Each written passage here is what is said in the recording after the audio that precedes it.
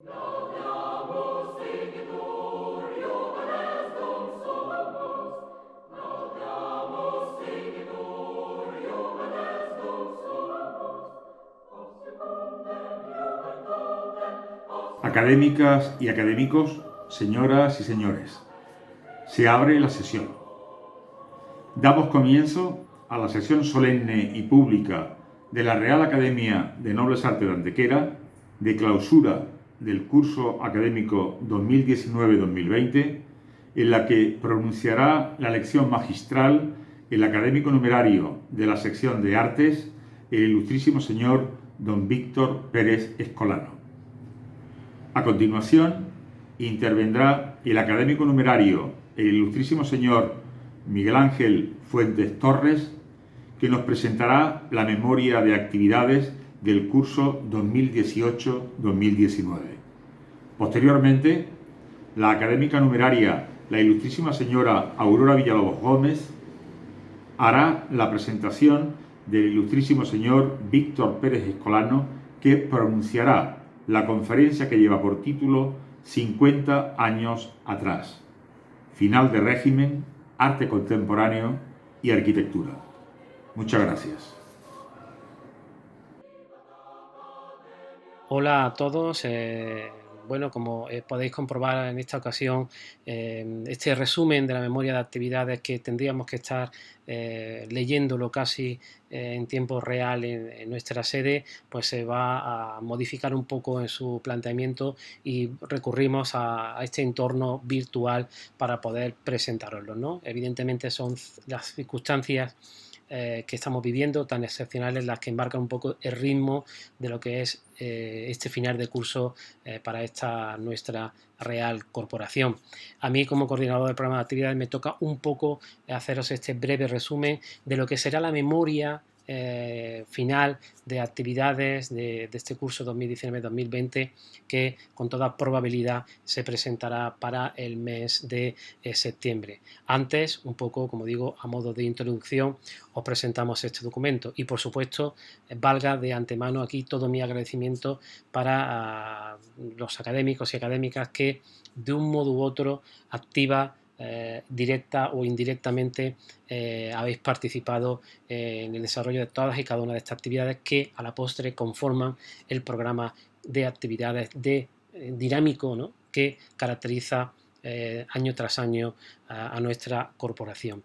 Dicho documento, que como digo estará disponible a partir de septiembre, creo que debe de seguir unos planteamientos que a todas luces nos pueden arrojar mucha información de todo lo que es este día a día de la academia, ¿no?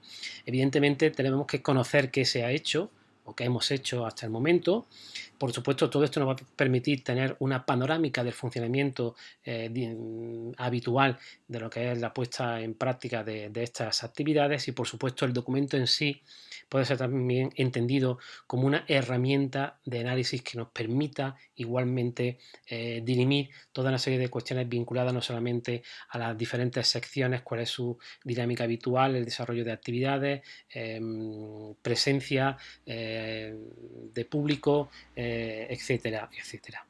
Con todo, este documento evidentemente se va a sustentar en diversos ámbitos que creo que son fundamentales para entender lo que es el programa y el desarrollo de este programa de actividades, como es la actividad, valga la redundancia, ejercida por cada una de las secciones, incluso añadiendo actividades que han tenido un entorno virtual o incluso actividades externas que han llegado hasta nosotros a través de diferentes propuestas. Por supuesto, las diferentes convocatorias que este año han sido también un volumen importante, aunque hayamos tenido un corte abrupto bastante serio a partir de marzo, también estarán reflejadas de alguna forma en ese documento, y por supuesto incorporaremos algo que ya veníamos, por lo menos desde mi ámbito, planteando una serie de estadísticas donde se podrá reflejar no solamente el desarrollo de esas actividades, sino también las cifras vinculadas a la presencia de público, etcétera, etcétera.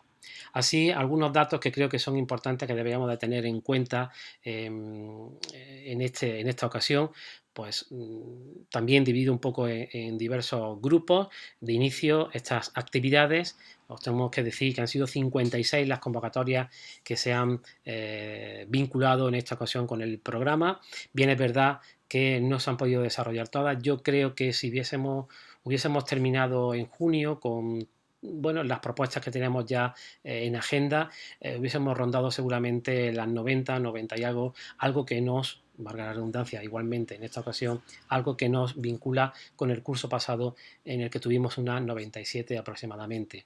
Con todo, yo creo que si contamos 56 convocatorias entre septiembre y marzo y un par de ellas más que se han hecho, a partir de ahí creo que las cifras son siempre bastante importantes y definen un poco lo que es el trabajo continuo y continuado, no solamente de esta Junta de Gobierno, sino por supuesto y también por parte de vosotros como académicos y académicas que estáis ahí día tras día apoyando, sugiriendo y por supuesto trabajando en la cristalización de estas actividades, ¿no?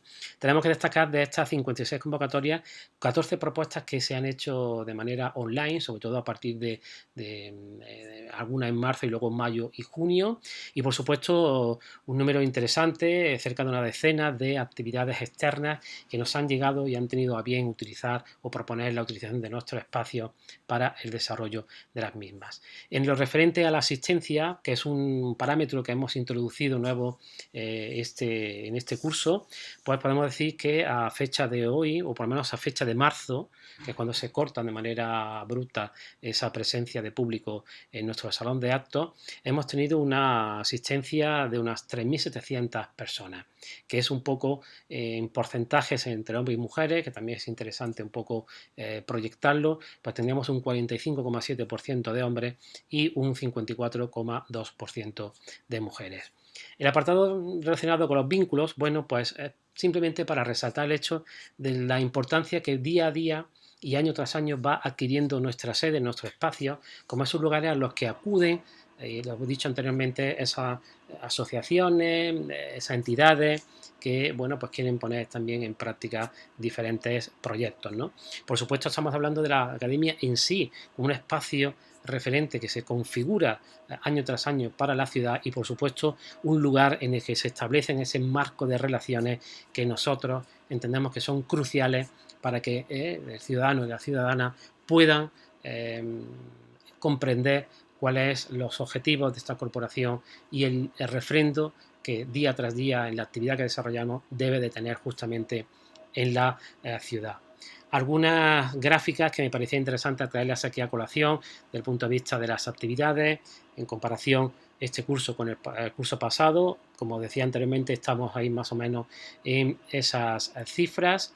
Unas actividades que siguen estando vinculadas con una serie de ámbitos como son ingresos, la presentación de libros, diferentes jornadas, ciclos de cine que se han llevado a cabo, mesas de debate, por supuesto las conferencias como una especie de tronco a partir del cual sigue creciendo la actividad de esta academia.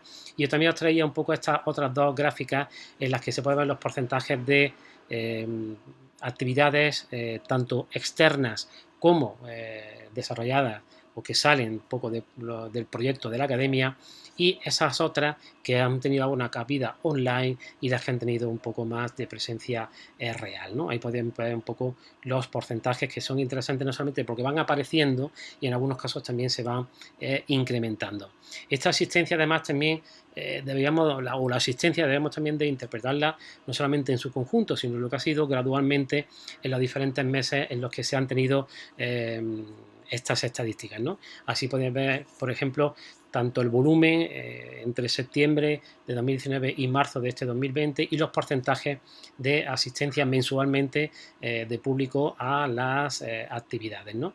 Una asistencia, como decía anteriormente, se puede perfectamente incluso derivar hacia ámbitos de sexo y con lo cual también nos da una interpretación interesante de hombres y mujeres que han acudido a nuestras actividades, ¿no? Y los vínculos, pues lo que os comentaba anteriormente, ¿no?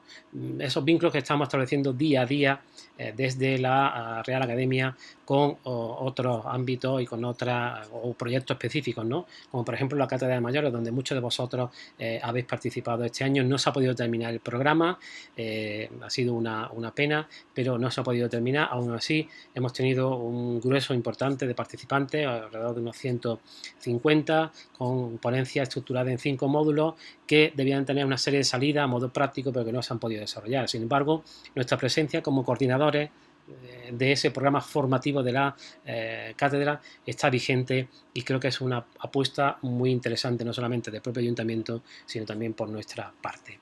8 propuestas de calado interesante por parte de otras entidades externas que, como decía anteriormente, vienen hasta nuestra sede para desarrollar sus actividades, con un grueso de participantes de alrededor de 600 personas y que, en definitiva, convierten a nuestro salón de actos y, por extensión, a nuestra corporación o a nuestra sede como un espacio de referencia. Y la incorporación también, quería hacer un poco mención a esas propuestas online que se han desarrollado sobre todo a partir de marzo hasta junio, intentando que no separara la actividad de la propia academia y también dando salida a nuevos proyectos y dando la imagen de una corporación que se adapta no solamente a las circunstancias, sino también a los medios digitales para seguir propiciando esos canales de conexión con el ciudadano. En este caso, la actividad ha tenido vinculación con el Día del Libro, ha tenido una amplia llegada al público.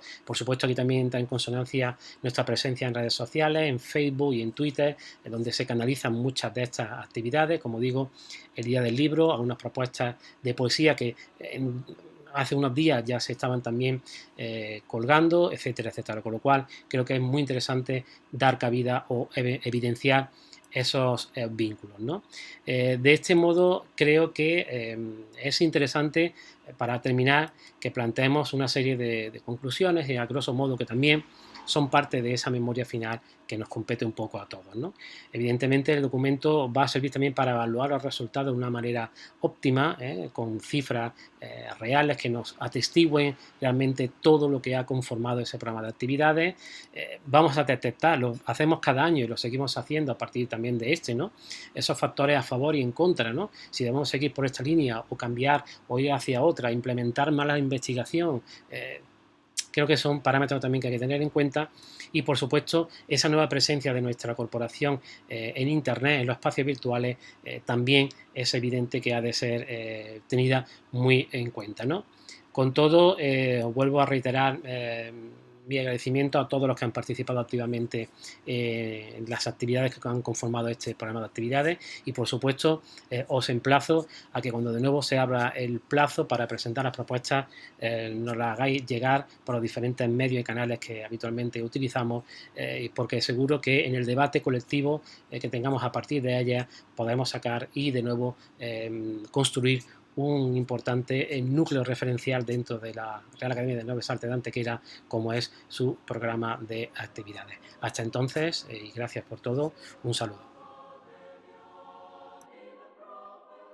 Excelentísimo señor director de la Real Academia de Nobles Artes de Antequera, ilustres académicas y académicos, señoras y señores, apenas traspasado el umbral del solsticio de verano, ahora que vamos camino de noches más largas hacia una nueva normalidad, celebramos por primera vez la clausura de nuestro curso académico en formato digital, sin la presencia tangible de las personas que dan sentido a la finalidad de promover y divulgar el conocimiento de las ciencias, las artes y las letras. Me corresponde de manera inmerecida el placer de presentar al doctor Víctor Pérez Escolano, una figura más que conocida y reconocida en el ámbito español e iberoamericano.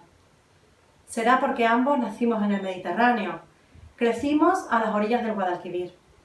Nos formamos en los jesuitas, estudiamos arquitectura, fuimos marcados por la experiencia italiana, nos preguntamos por el límite de lo contemporáneo y compartimos una misma vocación desde lo público por el patrimonio cultural. Fueron los museos y amigos comunes quienes nos unieron los años que pasamos en la Comisión Andaluza de Museos, y siempre me faltarán las palabras para agradecerle que presidiera el Tribunal Evaluador de mi tesis doctoral, en uno de los días más felices de mi vida. El doctor Pérez Escolano es un intelectual de acción que aúna los valores cívicos del compromiso, la coherencia, la capacidad y la generosidad, encarnando en los ámbitos de la investigación, la docencia y el servicio público, siempre desde su irrenunciable condición de arquitecto, el principio enunciado en el preámbulo de la Ley del Patrimonio Histórico Español, de que la cultura es camino seguro hacia la libertad de los pueblos. Solo así se explican las sinuosidades de un itinerario nunca interrumpido, que marcan una vocación singular en continua proyección. Su condición inherente de pionero, debida en parte a una curiosidad insaciable, lo ha acompañado siempre. Todavía estudiante, fue el primer director del primer Museo Estatal de Arte Contemporáneo fuera de Madrid, el Museo de Arte Contemporáneo de Sevilla, entre 1970 y 1973. La segunda persona en doctorarse en la Escuela Técnica Superior de Arquitectura de Sevilla, en 1975. Uno de los 3 primeros arquitectos en ingresar como funcionario en la Universidad Española, en 1978, y concejal de urbanismo del Ayuntamiento de Sevilla en la primera Corporación Democrática, entre 1979 y 1983. Cada uno de estos episodios vitales, más allá de ser excepcionales referencias en su trayectoria profesional, denotan novedosas y tempranas aportaciones en la manera de concebir un museo contemporáneo como un centro de arte vivo que educa la capacidad apreciativa de cuanto nos rodea, por medio de exposiciones temporales que miden la temperatura del presente y otros usos, como conferencias, artes en vivo o talleres, o la reivindicación del sentido del urbanismo como un modo de planificar la ciudad, conservando los centros históricos y cualificando sus periferias. Como catedrático de Historia de la Arquitectura y el Urbanismo de la Universidad de Sevilla, a partir de las enseñanzas de su maestro Manfredo Tafuri, ha sabido introducir el pensamiento crítico en un ámbito disciplinar tradicionalmente reservado a los historiadores del arte. Además, con una increíble diversidad de temas en lo cronológico, de lo moderno a lo contemporáneo, lo espacial, Sevilla, Andalucía, España e Iberoamérica, y lo temático, sobre historia y teoría de la arquitectura, el urbanismo, el patrimonio, el paisaje o los museos. De nuevo, su contribución va más allá de una producción ingente en forma de publicaciones o conferencias y los múltiples datos aportados desde el rigor que demanda todo análisis e interpretación. Forma parte de una generación de profesores que han revolucionado la historiografía arquitectónica con una nueva mirada, más diversa y compleja, entre la sensibilidad y la racionalidad, entre la memoria y la contemporaneidad. Como expresó maravillosamente la historia y conservadora del MoMA, Mildred Constantine, es el amor lo que nos hace escoger las cosas que perdurarán, eso es todo. Puede empezar en una única persona, puede empezar en un grupo de gente, pero sin amor, el objeto no estaría ahí. El amor decidirá lo que se guarda y la ciencia decidirá cómo. Pérez Escolano escogió sin duda el patrimonio arquitectónico contemporáneo como la mejor manera de construir, habitar y pensar la arquitectura de nuestro tiempo. Los límites ficticios entre preexistencias de las aportaciones, lo recibido de lo entregado, lo antiguo de lo nuevo, se desdibujan cuando convivimos con edificios históricos singularizados por su último estrato proyectual, como el Castillo de los Sforza, en Verona, convertido por Carlo Scarpa en Museo de Castelvecchio, y edificios de obra nueva que se convierten en clásicos de la arquitectura moderna, como la nueva Galería Nacional de Mies van der Rohe en Berlín. Desde el umbral, nos relacionamos con esas arquitecturas que nos siguen invitando a preguntarnos sobre nosotros mismos al tiempo que entablar relación con un paisaje vivo. Las investigaciones de Pérez Escolano se ven reforzadas con sus responsabilidades en el servicio público. En su etapa como director general de Arquitectura y Vivienda en la Consejería de Obras Públicas de la Junta de Andalucía, entre 1995 y 1999, potencia la transversalidad de las políticas patrimoniales y la arquitectura. Asimismo, su participación en comisiones técnicas como la del Conjunto Monumental de la Cartuja de Santa María de las Cuevas en Sevilla, el Patronato de la Alhambra y Generalife, el Centro Andaluz de Arte Contemporáneo y el Conjunto Arqueológico de Medina Zahara, marcan un antes y un después en proyectos estratégicos como la restauración cultural de la Cartuja en el marco de la Exposición Universal de 1992, el proyecto de nuevos accesos al Monumento Nazarí o el nuevo Museo del Sitio construido para la ciudad califal. Esta implicación sigue teniendo continuidad en numerosos proyectos con la Fundación Docomomo Ibérico, la Fundación Arquitectura Contemporánea y, por supuesto, el Instituto Andaluz del Patrimonio Histórico. En definitiva, su itinerario transcurre acompañado de nombres de colegas, compañeros y discípulos con los que comparte afectos e inquietudes. Con Florentino Pérez Envid, Paco Molina y José Ramón Sierra en la renovación museística planteada para el Museo de Arte Contemporáneo de Sevilla. Con Antonio González Cordón, Guillermo Vázquez Consuegra, Antonio Cruz o Antonio Ortiz en la inserción de una arquitectura contemporánea en la ciudad patrimonial. Con Carlos García Vázquez, Carlos María Fernández Martínez, Julián Sobrino, Mar Loren Méndez o Javier Rodríguez Barberán en una forma crítica de impartir la docencia en el Departamento de Historia, Teoría y Composición Arquitectónica de la Universidad de Sevilla. Con Bartolomé Ruiz, Román Fernández Vaca, Fernando Villanueva o Pedro Salmerón en el impulso y consolidación de la Administración Cultural Andaluza. Y muchos más nombres que me harían excederme de mi tiempo. Para finalizar, me gustaría compartir la reflexión de un escritor con quien he viajado a ciudades invisibles que me han hecho imaginar tantas otras. Me he encaramado a los árboles para mirar al mundo desde otra perspectiva. Hemos compartido propuestas para el próximo milenio o coleccionado arena, como quien desea preservar un misterio. Italo Calvino me ha acompañado en mi propio itinerario vital entre la arquitectura y el patrimonio y me ha hecho preguntarme por qué leer a los clásicos. Para él, un clásico es un libro del que se suele decir estoy releyendo y nunca estoy leyendo. Un clásico es un libro que no termina nunca de decir lo que tiene que decir. Un clásico es un libro que porta consigo las trazas de las lecturas que han precedido la nuestra y dejan tras ellos las huellas que han dejado en la cultura o culturas que han atravesado. Clásicos son los libros que cuanto más se cree conocerlos por lo que se oye de ellos, tanto más nuevos e inesperados e inéditos nos resultan cuando realmente se leen. Tu clásico es aquel que no te puede ser indiferente y que te sirve para definirte a ti mismo en la semejanza o quizás en el contraste con él. Y es clásico lo que tiende a relegar la actualidad al nivel de un ruido de fondo, pero al mismo tiempo no puede prescindir de ese murmullo.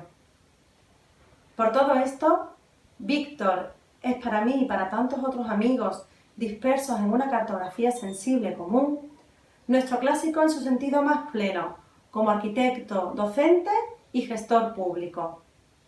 Siempre desearemos releerle y en esta ocasión tan especial volver a escucharle con la mayor admiración y cariño. Ha sido un auténtico regalo haber podido disfrutar en primicia, a solas, de viva voz, en su cueva hecha de libros, de su discurso de clausura, que versa sobre unos apasionantes años de juventud que siguen vivos y renovados en nosotros 50 años después. Muchas gracias.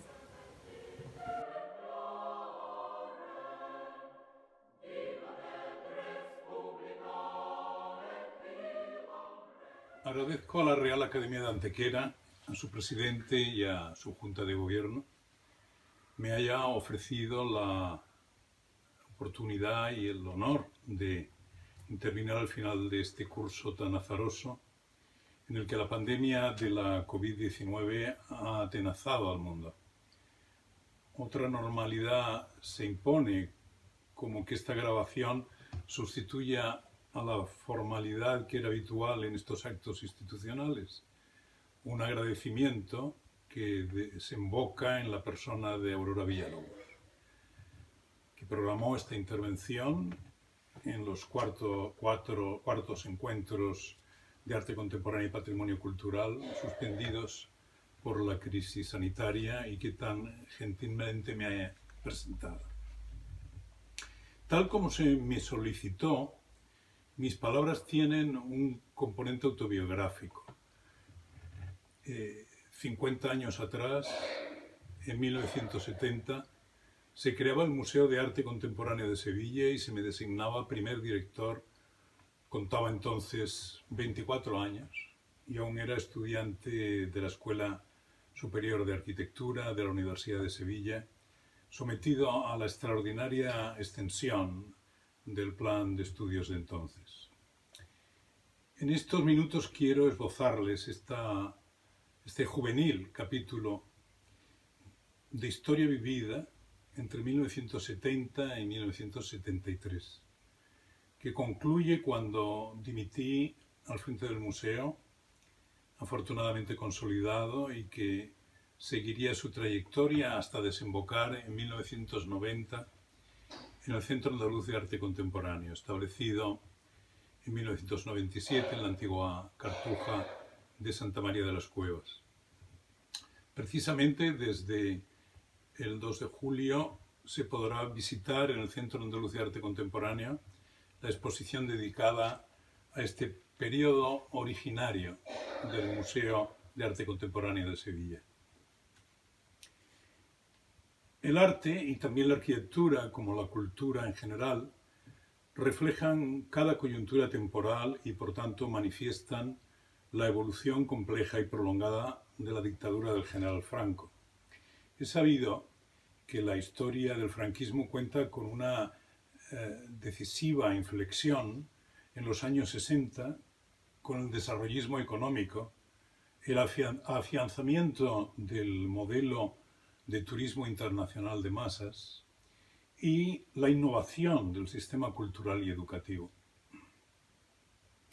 El MACSE no es sino un modestísimo eslabón de ese acontecer. Quiero recordar cómo en abril de 1968 fue nombrado José Luis Villar Palasí ministro de Educación, que a su vez en mayo lo hizo con Florentino Pérez Envid como director general de Bellas Artes. En la misma fecha se creaban 3 nuevas universidades públicas, en Madrid, Barcelona y Bilbao, nuevas facultades y institutos politécnicos, y se dotaban 200 cátedras. El diario Madrid titulaba Villar Palasí, Revolución Cultural. Al año siguiente se publicaría el libro blanco sobre la educación en España y en 1970 se aprobaría la Ley General de Educación.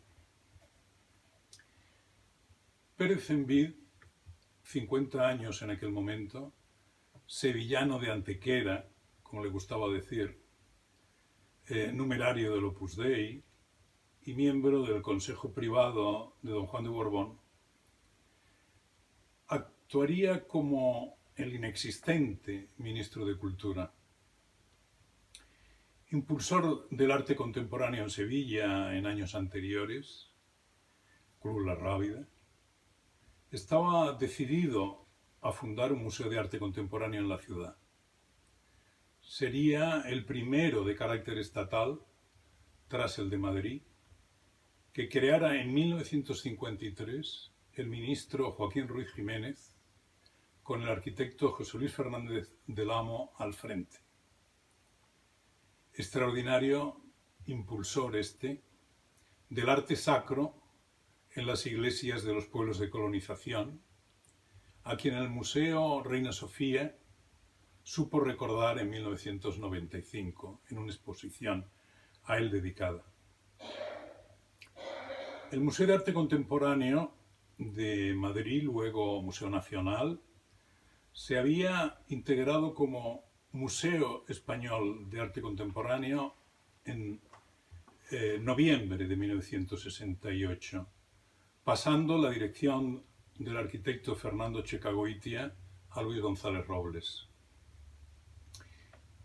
El Museo de Sevilla se creó por decreto de 24 de julio de 1970. En la exposición de motivos se decía: singularmente en los años últimos ha surgido en Sevilla y en todo el sur de España una amplia corriente de renovación artística que participa con toda brillantez en las actuales tendencias estéticas.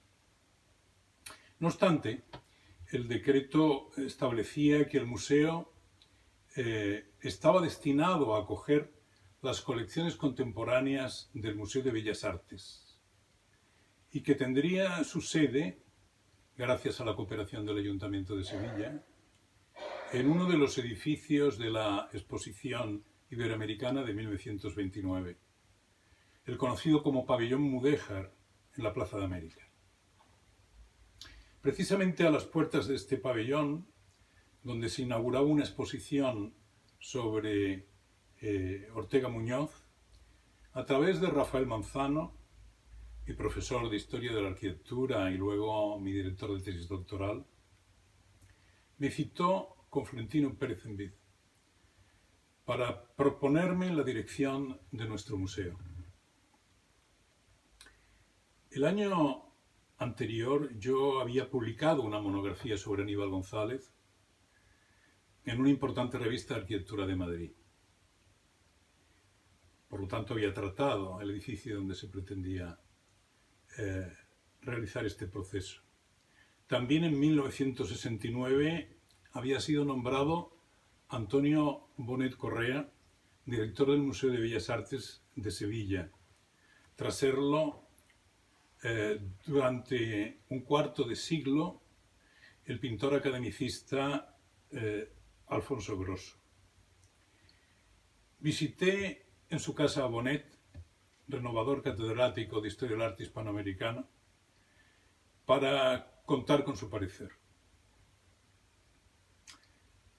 De noviembre de 1970, poco después por tanto, a abril de 1972, Bonet dirigiría el Correo de las Artes, sección semanal del Correo de Andalucía, difundiendo las novedades internacionales y potenciando la crítica artística local, especialmente de la mano de dos jóvenes, su hijo Juan Manuel, con el seudónimo Juan de X, y Kiko Rivas, con el de Francisco Jordán. No faltaron agudas reflexiones sobre las actividades primeras del museo y de galerías como Juana de Espuro. En 1971 se publicaría la nueva edición del libro Iglesias de Antequera, de José María Fernández, con el extraordinario texto de Bonet, Valoración urbana y artística de Antequera, fundamento primero para ser designado académico de honor de nuestra institución. Su reciente fallecimiento nos ha embargado a todos y hoy reiteramos nuestro reconocimiento. La renovación artística fue fundamento y razón del discurrir del MACSE. Aunque su puesta en pie no estuviera ausente de dificultades.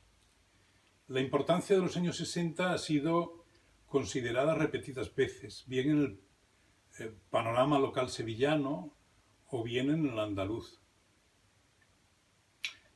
Quiero recordar un par de ejemplos de distintas fechas, entre otras muchas contribuciones que se podrían citar.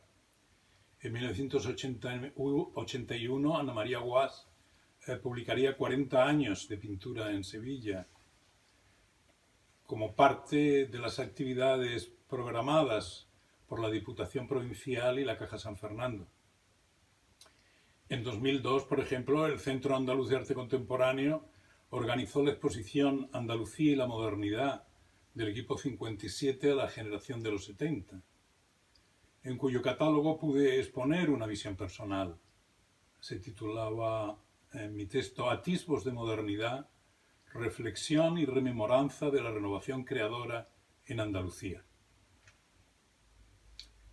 Recordemos la pugna por emerger de la abstracción pictórica entre el informalismo y el arte normativo, o los avances de la figuración, bien en su vertiente lírica o expresiva de denuncia social, y especialmente la nueva figuración representada por Luis Gordillo. Y la ansiada conexión con el panorama nacional e internacional, lo que se apreció en Sevilla en el mundo de las galerías de arte, antes con la Pasarela, coetánea al Museo Juana de Espuro y después M11. Para comprender cómo el museo inició su camino y pudo alcanzar su consolidación, es menester destacar dos cosas. La primera, contar con la confianza y el apoyo permanente, a costa de algún disgusto que otro, de Florentino Pérez Envid. Claro, mientras pudo ofrecerlo. Es decir, con Villar Palasí de ministro, pues las cosas cambiaron radicalmente con la crisis de gobierno de 1973, en el que le sustituyó Julio Rodríguez. Y la segunda, procurar el trabajo en equipo. Dicho de otra manera, ninguna misión ha sido posible desarrollarla sin contar con otras personas con cualidades complementarias y, a ser posible, superiores a las de uno. Y aquí debo citar a dos cruciales amigos y coetáneos, Paco Molina y José Ramón Sierra, pintores ambos, y el segundo también estudiante de arquitectura como yo. De las reuniones y reflexiones que mantuvimos, se conservan borradores, notas, mías y de ellos dos, acerca del planteamiento que queríamos para el museo, su idea transversal y multidisciplinar y sus posibles actividades. Respecto a la colección a formar, base y sustento de todo museo, llegamos a repasar incluso qué obras de la primera parte del siglo XX del Museo de Bellas Artes se podrían integrar en el futuro si fuera menester. Pero la idea inmediata, más atractiva, consistiría en aprovechar las posibilidades que ofrecían los fondos del Museo Español de Arte Contemporáneo y contar con una posible donación Zobel Museo Abstracto de Cuenca. Pero la adquisición por el Estado de piezas destinadas a nuestro museo debía ser el camino regular. Para ello inició Paco Molina la elaboración de listas de artistas que pensábamos podían formar parte de la colección del museo que, por limitación de recursos presupuestarios, deberían ser españoles en activo y no consagrados, es decir, no caros. Tampoco se cumplió la previsión de que la sede estuviera en la planta alta del museo, del pabellón Mudéjar, donde habitualmente se hacían exposiciones y que terminaría ocupando el Museo de Artes y Costumbres Populares. Aunque se llegó a elaborar un proyecto en el estudio de arquitectura Otaiza, al que yo estaba vinculado trabajando en su biblioteca y colaborando en algunos encargos profesionales, en ese estudio se formó un equipo alrededor de un miembro del mismo, que era Manuel Trillo de Leiva, formado por arquitectos externos, como Aurelio del Pozo, Enrique Haro, entre otros, así como José Ramón Sierra. Finalmente, fueron Trillo y Sierra los que cerraron el documento que se envió a Madrid. Sin localizar, solo podemos apreciar alguna idea que ha quedado excepcional en algún dibujo de José Ramón de la escalera que queríamos hacer de acceso a la planta alta, de cierta inspiración kaniana, ¿no?, a la manera del existente en la Yale University Art Gallery. Quedó aparcado por su costo y las dudas que se desencadenaron en el ayuntamiento. Entonces se decidió utilizar como sede provisional otro edificio de titularidad municipal, la antigua capilla del Colegio de la Compañía de Jesús de San Hermenegildo, restaurada por el arquitecto Félix Hernández y que acababa de ser utilizada en febrero como espacio expositivo por el Colegio de Arquitectos para el grupo Exhibition Design de los diseñadores italianos Confalonieri, Coppola, Grignani, Munari y Tovaglia. Esta pieza era superviviente de la demolición del cuartel del antiguo colegio jesuita, sobre cuyo solar se había abierto un nuevo espacio de centralidad urbana, donde estaban la jefatura de policía a un lado y la sede del sindicato vertical al otro, la plaza que se llamó del 18 de julio, o sea, claramente con una intención significadora, ¿no?, del régimen, pero que al inicio de la democracia, en el primer ayuntamiento democrático, se cambió por Plaza de la Concordia.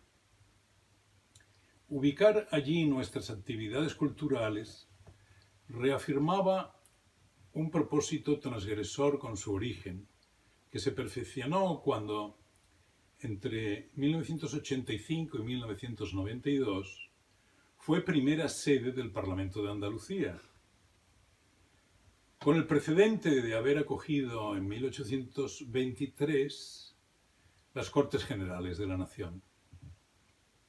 El MACSE funcionó allí entre noviembre de 1970 y julio de 1972, deslizándose hasta septiembre para actividades teatrales.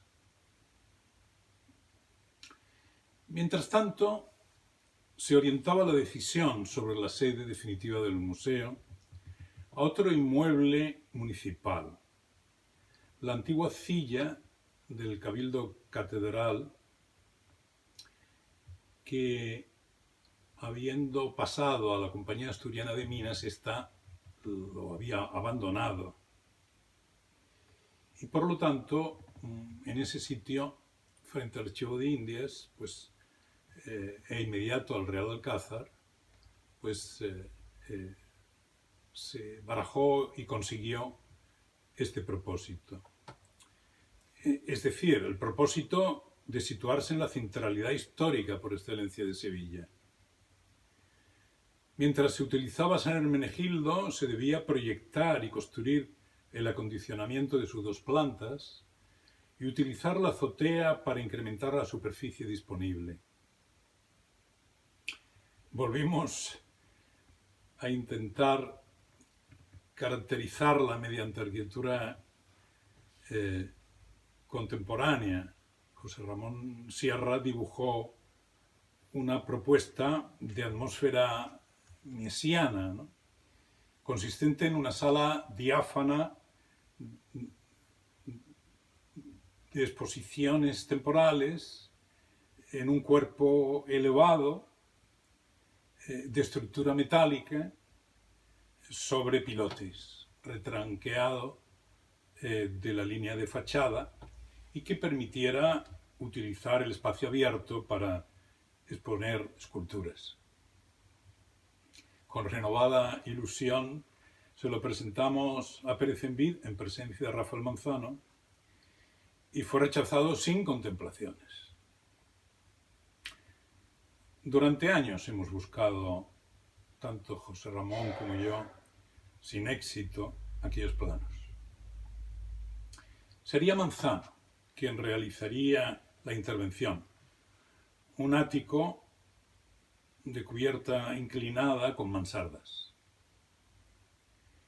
Y cuando para la extensión del museo se adquirió el edificio trasero de la calle Miguel de Mañara, también sería Manzano quien edificara de nueva planta un edificio con fachada de cierta inspiración conventual, podríamos decir, ¿no?, cuyas obras duraron el tiempo que me restaba como director, inaugurándose después de mi dimisión a mediados de 1973. Paradójicamente, la última exposición temporal estuvo dedicada al arquitecto Antonio Fernández Alba, al que al final nos referiremos. La arquitectura contemporánea, faceta importantísima de nuestro proyecto, uno de nuestros objetivos fundamentales, quedó cercenada. Tuvimos la posibilidad de tener, tanto a la puerta de San Hermenegildo como a la de Santo Tomás, el expositor metálico que diseñó Sierra, del que quedan algunos testimonios fotográficos. Pero la arquitectura y el diseño debíamos conformarnos con la defensa teórica y su aplicación en los montajes de exposiciones y el diseño gráfico. Quizá la pieza simbólica por excelencia sea el logotipo del museo, obra también de José Ramón, una C extendida que se aplicó a la papelería, cartelería, catálogos, fabricándose un portapapeles de acero inoxidable. Un sucinto recorrido por aquellos 3 años del Museo de Arte Contemporáneo de Sevilla, con referencia al inicio de su colección y las actividades, principalmente exposiciones temporales, figuró en el artículo que 3 años después de abandonar la dirección se incluyó en el número monográfico dedicado a los museos de Sevilla de la revista Reales Sitios del Patrimonio Nacional, aparecido en 1976, y que seguidamente se editó como libro.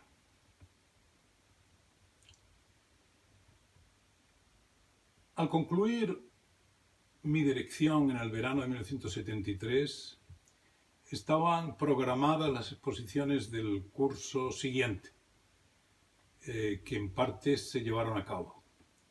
Incluso alguna actividad se deslizaría a más adelante.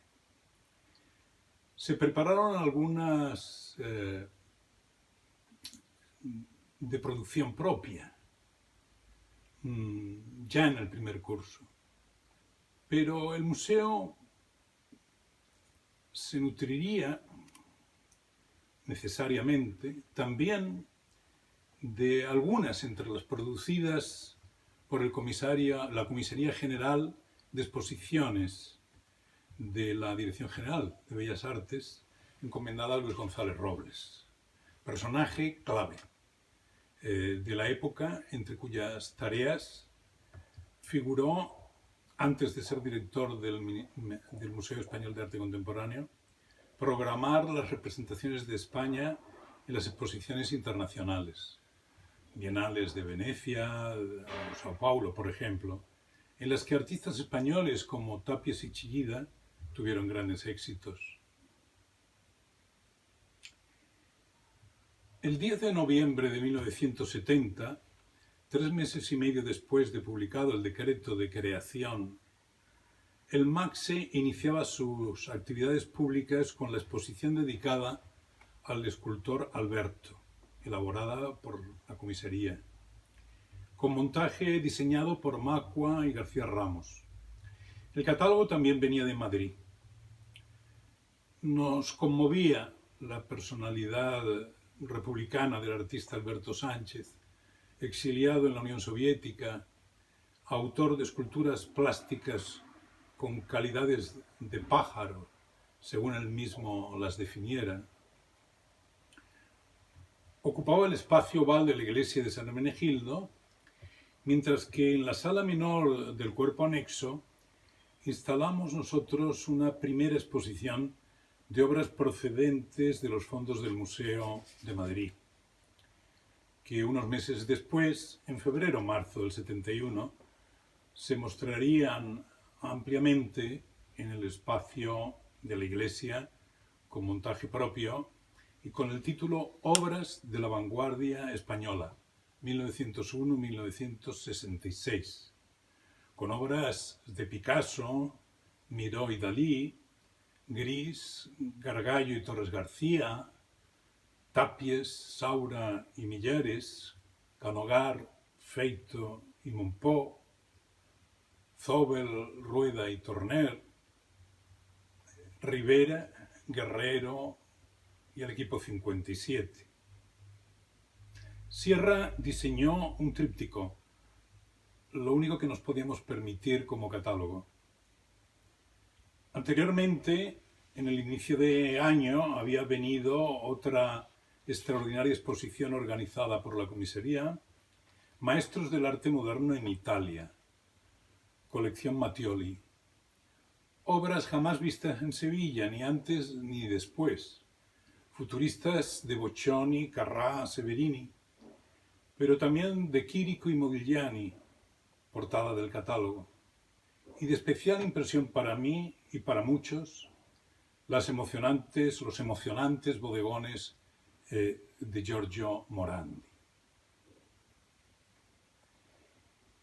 Pero la primera temporada se cerraría de forma abrupta en mayo de 1971. La exposición de producción propia El Cómic pretendía evidenciar la compleja realidad del arte contemporáneo. El mundo de los tebeos, como se decía en España, alcanzaba una dimensión creativa internacional como modalidad también adulta de comunicación de masas. Nunca en España, en una institución pública, se había dedicado atención al cómic. Para hacerlo, formamos un comité integrado por los tres fijos, digámoslo así, del museo, y Victoriano González Vila y Pedro Tabernero, que eran dos especialistas reconocidos, aunque jóvenes. El montaje de Sierra sacó un fruto extraordinario al espacio mediante una atmósfera oscura en las que destacaban los materiales expuestos y las espectaculares ampliaciones cuya realización, junto a los fotógrafos Rafael Moreno y Carlos Ortega, contribuyeron decisivamente jóvenes diseñadores sevillanos que pronto habrían de emigrar para poder desarrollar sus respectivas trayectorias. Recuerdo a Fernando López, Manuel Martínez o Santiago Miranda. El impacto de esta exposición en la sociedad tradicional sevillana fue grande. Una tarde-noche antes de cerrar, un joven de familia carlista indujo a que una cruz de mayo infantil se introdujera en el interior de la exposición con grave riesgo de incendio. Pero lo peor estaba por llegar. Otro ciudadano denunció por carta al gobernador civil que algunas imágenes de Valentina, Jodel o Saga de Sam estaban, comillas, dedicadas a nutrir la imaginación juvenil mediante una incitante y artificiosa explotación del erotismo y la sexualidad. Y concluía exclamando, a vuecencia, este hecho que infringe lo que, conforme a derecho natural, establecen las leyes de nuestra patria. El 27 de mayo Pérez Envid me amonestaba y decía, es evidente que esta exposición hay que darla por clausurada hoy, subrayando hoy cuatro veces. Y así fue.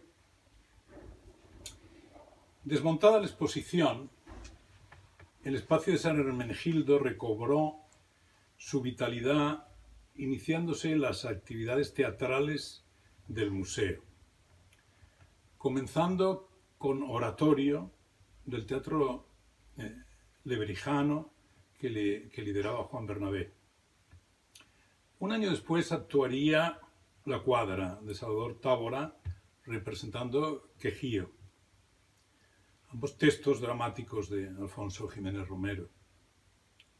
Y por último, Esperpento, con cuento para la hora de acostarse de Sano Casi, dirección de José María Rodríguez Puzón, escenografía de Juan Ruesga, música de Paco Aguilera e interpretación de Mariano Cordero, Antonio Andrés La Peña, Roberto Quintana y Juan Carlos Sánchez.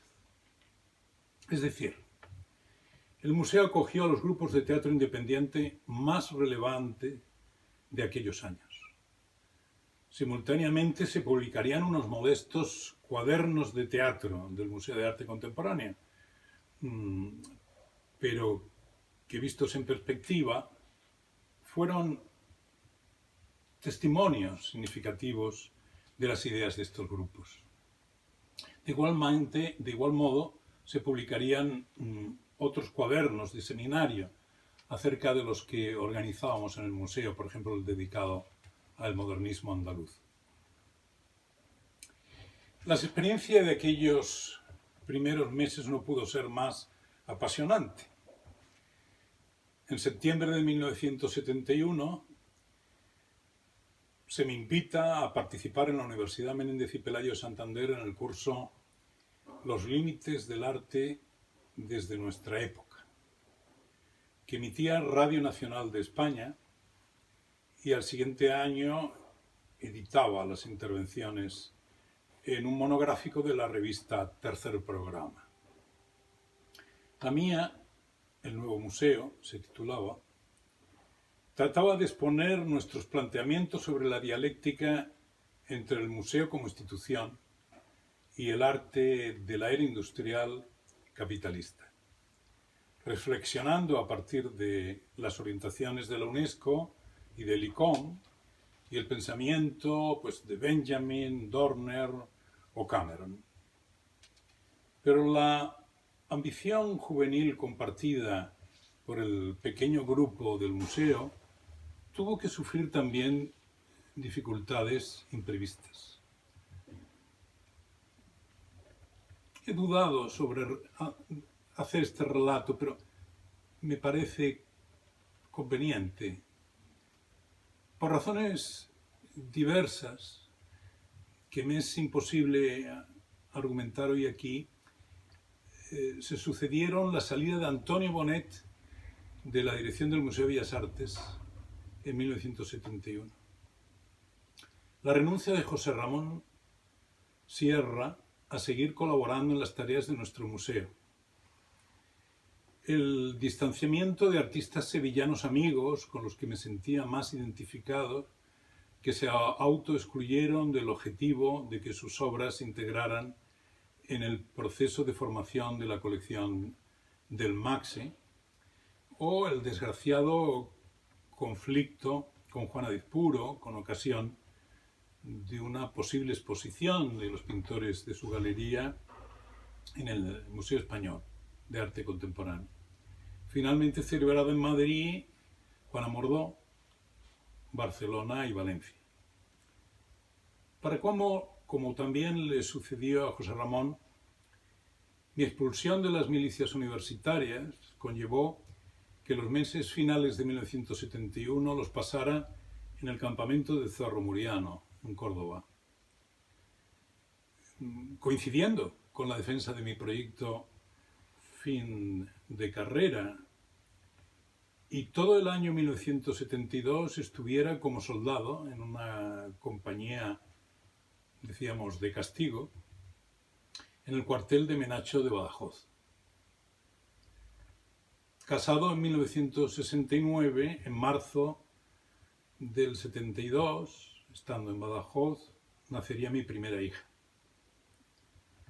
El teléfono fijo, las notas escritas y las escapadas que eran posibles con autorización o no, permitieron compartir en algo el esfuerzo ingente que había recaído en el día a día sobre los hombros de Paco Molina, nombrado por fin jefe de exposiciones, cuyo mérito, acrecentado con las tareas que fue sumando entonces y en años posteriores, le convirtieron en una figura sin par en la historia cultural de Sevilla de la época. La tesis doctoral de Paco Cortijo estuvo dedicada justamente a demostrarlo. El museo se hubo de reponer tras el cierre gubernativo del cómic. Por otro lado, las dificultades económicas se sumaron a las demás, pero las exposiciones continuaron.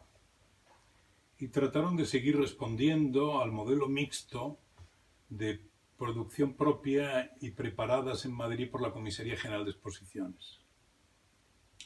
Mientras se continuaba con el propósito de formar la colección propia. Las obras en la sede de Santo Tomás también seguían adelante. En San Hermenegildo tuvieron lugar sucesivamente 2 muestras de coste reducido sobre obra gráfica. En diciembre de 1971, una de artistas españoles preparada por Molina, y en marzo siguiente otra de grabados ingleses contemporáneos. Su catálogo vino editado de Madrid, pero el montaje aprovechó nuestro sencillo sistema de estructura tubular y compartimentación de espacios. De igual modo, la exposición sobre el escultor Gargallo vino con su catálogo, que ocupó la sala menor, mientras en el espacio central acogió aquella primavera de 1972 la última exposición celebrada en San Hermenegildo, Arte Actual Valenciano, elaborada por el MACSE bajo la dirección de Paco Molina, y que pretendía ser la primera de una serie que no llegó a hacerse realidad sobre arte actual de distintas entidades territoriales de España, bien el caso de Cataluña o la provincia de Málaga. La valenciana no pretendía ser una antología de la creación de aquellos años, sino una panorámica ampliamente relevante, significativa. Incluía obras de Alfaro, Anzo, Armengol, Boix, Cillero, Equipo Crónica, Equipo Realidad, Eras, Monpó, Sempere, Soria, Texidora y Iturralde. Y en el catálogo se ofrecían sendos textos de Tomás Llorens y Vicente Aguilera Cerny, los mejores especialistas de arte contemporáneo, ambos valencianos en aquel momento. Del montaje se ocuparon Fernando López y Antonio Pérez Escolano. Esta exposición tenía una lectura añadida, transponía el método de selección de las obras de los artistas contemporáneos españoles con los que se estaba formando la colección del MACSE, cuya presentación oficial tendría lugar el 12 de julio de 1972 con la inauguración de su sede propia en la antigua Cilla del Cabildo Catedral. Aquel acto tuvo un significado especial. En la prensa se difundió la imagen de mi intervención. Un soldado al que le habían dado permiso para ese acto, hablando a las autoridades y fuerzas vivas de la ciudad que acompañaban al promotor y sostenedor de aquel proyecto, Florentino Pérez Envido. El alcalde Juan Fernández y García del Busto, que había perseverado en la cesión de edificios en que el museo existió. El gobernador civil Ramón Muñoz González y Bernardo de Quirós, que un año antes obligó al cierre de la exposición del cómic. O el capitán general de la Segunda Región Militar, Julio Coloma Gallegos, que había denegado a Florentino mi traslado de Badajoz a Sevilla. En las 3 plantas del museo podían verse las obras que constituían los fondos en ese momento, mientras se seguían tramitando otras adquisiciones y donaciones. Imprimimos un tríptico en el que dábamos los datos esenciales relativos al museo, citando los artistas representados hasta ese momento. 7 meses después, en febrero de 1173, montaríamos una exposición con el título de Adquisiciones recientes, con medio centenar de pinturas, esculturas, dibujos, obra gráfica y tapices, cuya adquisición o donación estaba o no concluida a lo largo de ese breve tiempo, con el visto bueno de los artistas, pero se expusieron. En el breve texto del pequeño catálogo que editamos decía: nos sentimos obligados a manifestar públicamente la parca representación sevillana en esta muestra en cantidad inferior a la deseada por nosotros. Así pues, mientras se llevaba a cabo las obras de ampliación trasera de Miguel de Mañara, prosiguieron las actividades en la nueva sede. Cuando me licenciaron, a fines de 1972, teníamos instalado una exposición temporal sobre caligrafía japonesa actual, proveniente de la comisaría. Las obras expuestas habían sido realizadas para mostrarse en España gracias al convenio suscrito con el diario Mainichi de Tokio. Una secuela del establecido con el poderoso diario Asahi, que patrocinó en 1970 la gran exposición Arte Español en Japón, expuesta en Tokio y Kioto, y que fue muy importante para la vida de la Dirección General de Bellas Artes. Fernando Zobel, gran experto en caligrafía oriental, mientras teníamos la exposición, impartió una conferencia en la propia sala.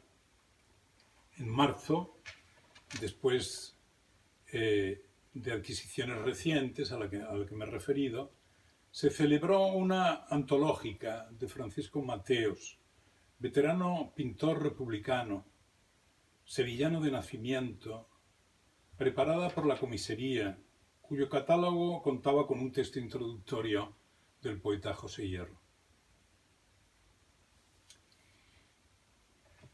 Al tiempo que se instalaba en el Ayuntamiento de Huelva una exposición sobre lo figurativo en los fondos del Museo de Sevilla, preparamos en Santo Tomás la que sería nuestra despedida de la dirección, arquitectura de Antonio Fernández Alba, en mayo y junio de 1973. Por primera vez y última, la arquitectura en el museo. Un deseo destinado a cerrar su primer capítulo. En aquellos años Fernández Alba era uno de los arquitectos españoles más reconocidos, dentro y fuera de nuestras fronteras. Vinculado en su juventud al grupo El Paso, excelente dibujante y escritor prolífico, es el único arquitecto miembro de la Real Academia Española de la Lengua, en el que ingresó en 2006 con un discurso titulado Palabras sobre la ciudad que nace.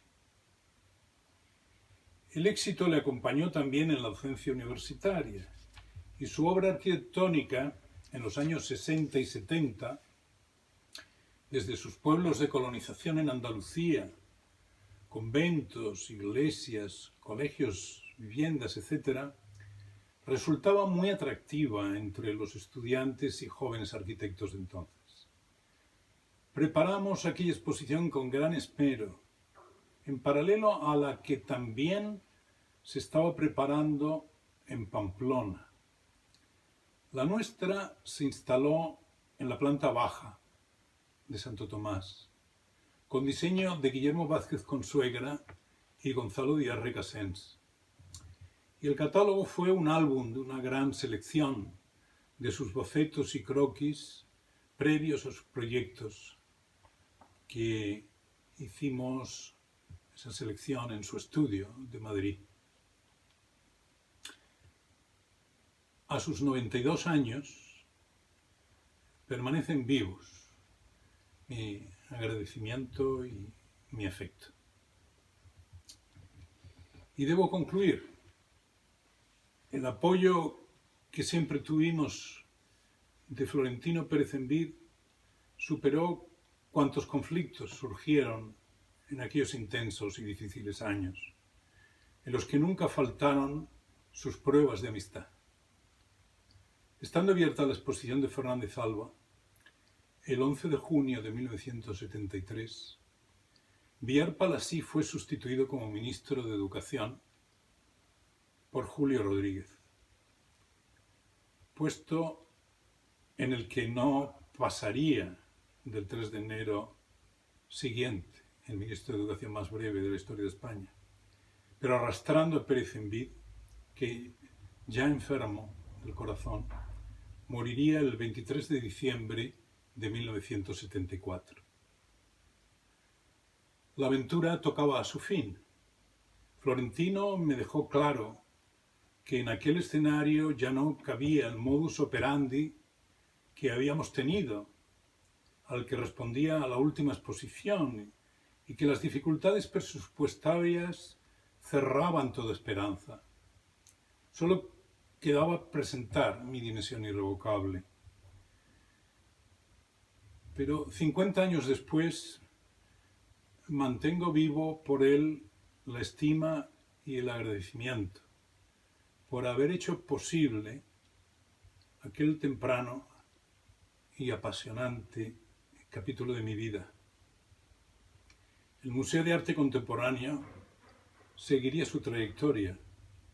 Manuel Rodríguez Buzón Calle, una excelente persona, fue nombrado segundo director, sabiendo preservar y desarrollar esta experiencia con impecable sentido de servidor público.